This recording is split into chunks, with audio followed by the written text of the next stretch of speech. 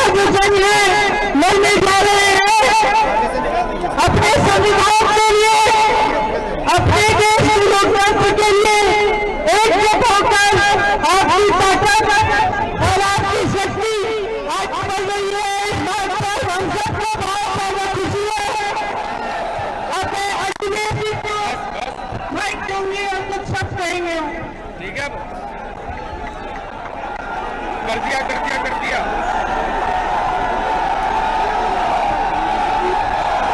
भारत जोड़ो यात्रा में चल रहे कांग्रेस पार्टी के नेता राहुल गांधी जी, श्रीमती प्रियंका गांधी जी यहां पर उपस्थित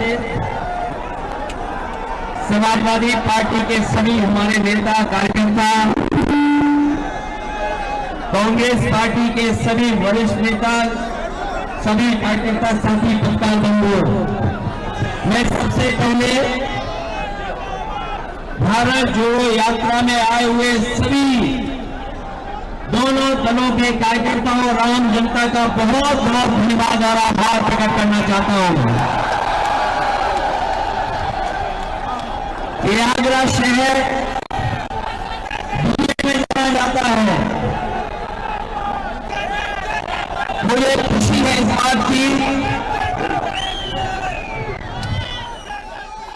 ये मोहब्बत की दुकान को लेकर के जो चले हैं, इस शहर में, बाजार में ही पूरा शहर मोहब्बत का शहर है। जितनी मोहब्बत भर सकते भर करके ले जाइए और पूरी यात्रा में बांट के चले जाइए। आने वाले समय में जो चुनौती है वो लोकतंत्र बचाने की चुनौती है, संविधान बचाने की चुनौती है। बाबा साहब भीमराव अम्बेडकर जी ने जो सपना देखा, गरीब पिछड़े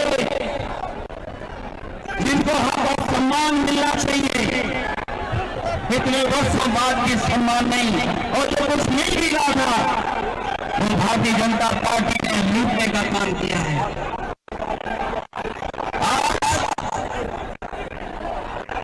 इस कार्यक्रम के बाद जो संदेश जा रहा है वो एक ही संदेश है कि भाजपा हटाओ, भाजपा हटाओ, देश को बचाओ, संकट मिटाओ और रस्सी हटाओ, भाजपा हटाओ। और जब यहां से हारेंगे संविधान भी बचेगा।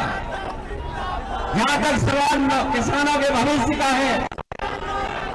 जो लोग किसानों का नारा देते हुए थक नहीं रहे, आज सरकार के खिलाफ आंदोलन किसान खड़ा है।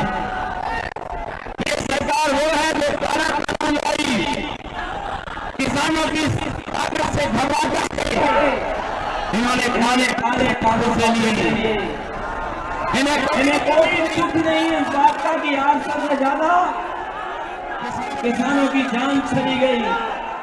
आज फिर किसान अपना हक और सम्मान बचाने के लिए खड़ा है। हमें उम्मीद है कि आने वाले समय में दिल्ली में भाजपा हटेगी, इंडिया गठबंधन की सरकार बनकर के किसानों को सम्मान दिलाने का काम करेगी। न केवल सम्मान बल्कि उनकी जो मांगे हैं एमएसपी को लेकर के उनको पूरी करने का काम करेगी। ये नारा हम सब लगाते हैं, जय जवान जय किसान।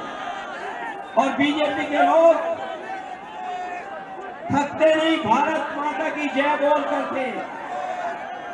सोचो इस देश का किसान दुखी हो, नौजवान के सपने तोड़े जा रहे हो, नौजवान का भविष्य न हो, उनके हाथ में नौकरी और रोजगार न हो, नौकरी और रोजगार और डिग्री को लेकर के चिंतित हो। खबरें ये भी आ रही हैं कि नौजवान अपनी डिग्री जला करके आत्महत्या कर रहा है। ऐसी परिस्थितियों में और जब उत्तर प्रदेश में सबसे ज्यादा भर्ती होनी चाहिए थी, लेकिन नौकरियां नहीं मिली, रोजगार नहीं मिला।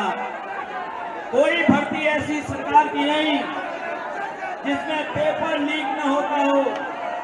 ये कमाल की सरकार है, इसमें लीक होते हैं पेपर, और ये लीक जानबूझ करके सरकार करती है।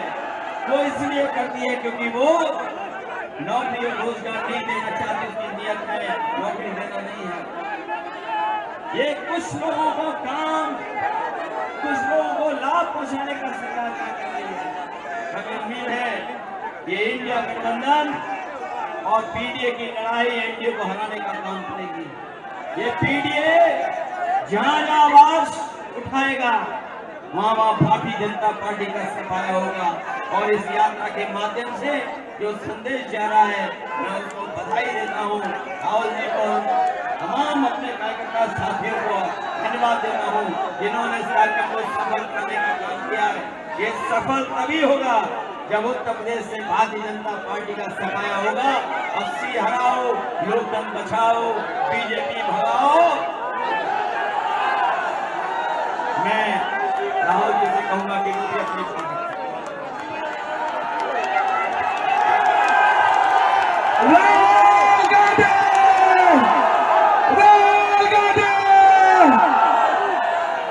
धन्यवाद अखिलेश जी।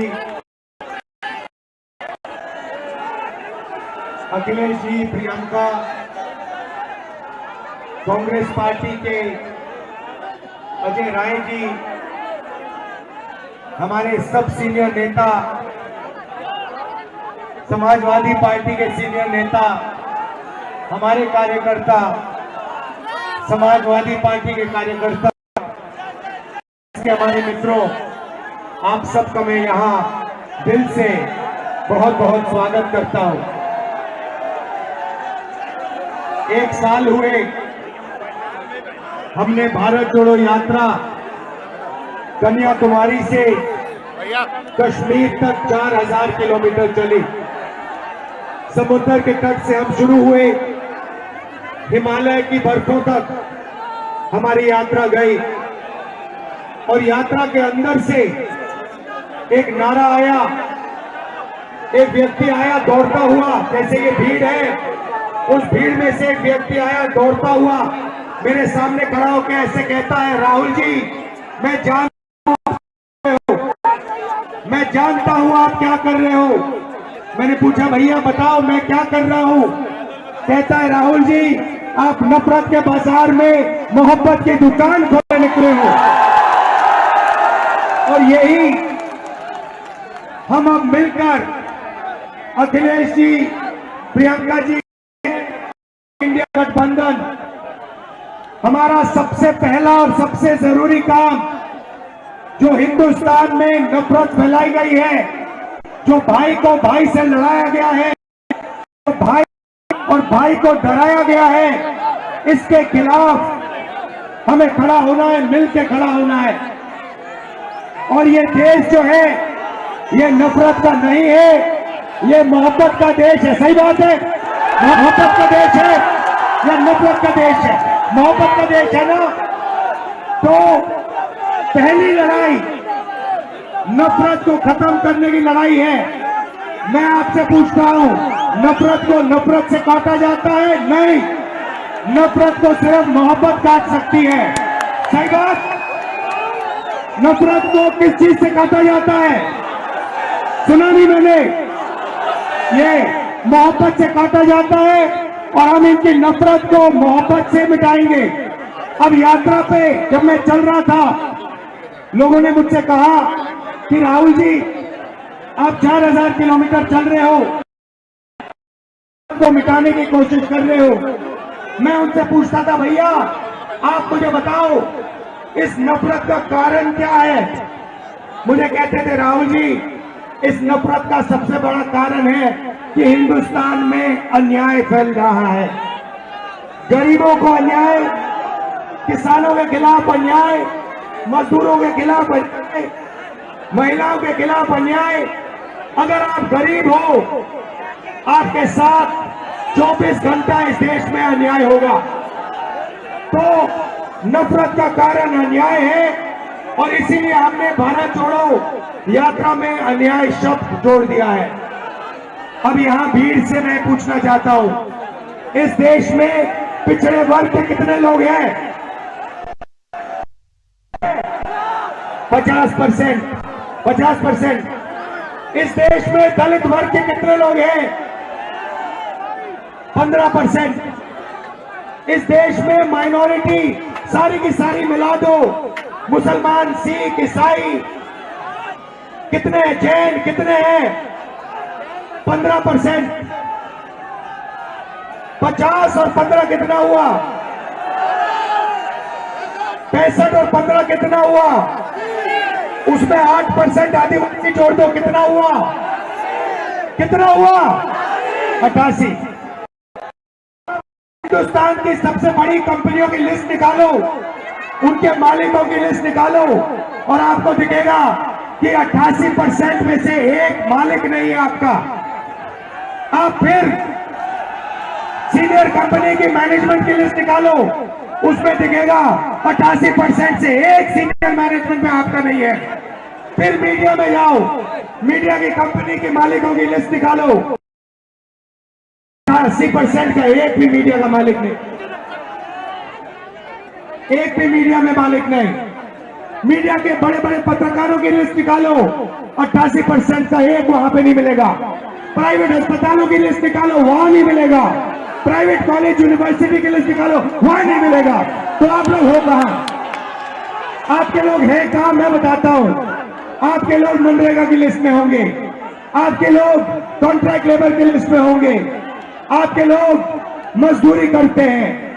यही हमें बदलना है, यही न्याय, सामाजिक न्याय का मतलब है। भाई और बहनों, हिंदुस्तान के बजट को 90 लोग बांटते हैं, सबसे बड़े आईएएस अफसर।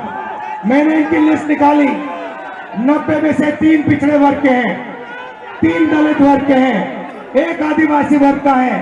और अगर 100 रुपए बजट में खर्च होता है तो आप सब लोग मिलाकर 6-7% बजट की भागीदारी रखते हो।